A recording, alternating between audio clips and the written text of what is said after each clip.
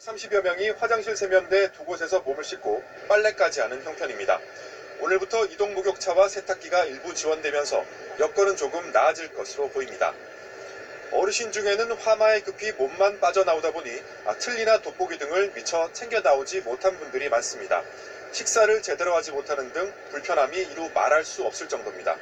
산불로 이렇게 집을 잃고 대피소 생활을 하는 주민만 720여 명에 달합니다.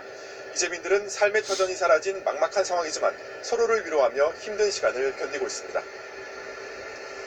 네, 대피소 상황이 참 열악하다는 걸 알고 이 피해 주민들을 돕기 위한 온정의 손길도 이어지고 있죠.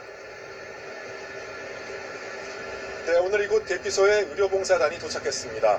의사와 간호사로 구성된 봉사단은 진료과별로 검사기기와 약을 챙겨와 진료를 하고 있습니다.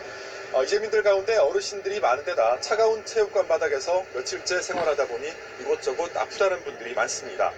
휴일이어서 병원 찾기가 마땅치 않았던 만큼 의료봉사단을 크게 반기고 있습니다. 종교단체와 기업에서 나온 자원봉사자도 수십 명입니다. 상심한 이재민들을 조금이나마 위로하는 마음으로 따뜻한 식사를 준비하는 데 여념이 없습니다. 이재민들을 위한 식료품과 구호물자도 계속 도착하고 있습니다. 하지만 가장 시급한 건 역시 주거지입니다. 앞서 산불 피해 지역이 특별재난지역으로 지정되면서 국가 차원의 지원이 이뤄지게 됐는데요. 정부는 우선 이재민들이 임시대피소에 장기간 머무르지 않도록 공공연수시설을 임시거처로 지원하기로 했습니다. 또 원하는 주거 유형을 조사해 조립형 주택이나 LH가 보유한 주택을 임대주택으로 지원할 방침입니다. 이재민들은 어서 빨리 복구가 이뤄져 일상으로 돌아갈 수 있기를 간절히 바라고 있습니다. 지금까지 시설 등 1,700여 곳이 불에 타고 임야 530헥타르가 소실된 것으로 잠정 집계됐습니다. 행정안전부 중앙재난안전대책본부는 지난 4일 발생한 산불로 주택 401채가 불에 탄 것이 확인됐다고 밝혔습니다. 이 밖에도 임야 530헥타르, 창고 77채, 관광세트장 158동, 축산시설 925개, 농업시설 34개, 건물 100개 동, 그리고 공공시설 68곳과 농업기계 241대 등이 소실됐습니다. 네, 앞서 취재기자도 전해줬지만 피해 현장의 자원봉사자들뿐만 아니라 기업들의 지원도 이어지고 있습니다. 현대자동차 그룹은 강원붐을 지원했습니다. 1.5리터 생수 12,000병과 담요 1,000장을 강원도 고성군청에 전달했습니다. 부영그룹은 경과 보고서가 채택되지 않은 통일부 김현철, 중소벤처기업부 박영선 장관 후보자 2명에 대해 문재인 대통령이 요청한 재성부 시한이 바로 오늘까지입니다. 문 대통령이 임명을 강행할 가능성이 큰데요. 지명 철회나 자진 사퇴를 촉구하는 야당 반발이 더 거세질 것으로 보입니다. 국회 나가 있는 취재기자 연결합니다. 최기성 기자. 네, 국회입니다. 네, 두 장관 후보자의 이 국회 인사청문 경과 보고서 채택 사실상 무산된 거죠? 네, 일단 인사청문 보고서 채택을 위해선 해당 국회 상임위원회가 열려야 합니다.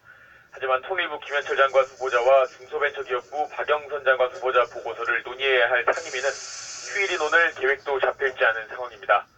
앞서 문 대통령이 요청했던 보고서 1차 채택일은 지났고 이번이 2차 시한입니다. 오늘 국회에서 채택되지 않으면 오는 9일 국무회의와 10일부터 열리는 한미정상회담 일정 등을 고려할 때 늦어도 내일은 문 대통령이 임명을 강행할 것으로 보입니다.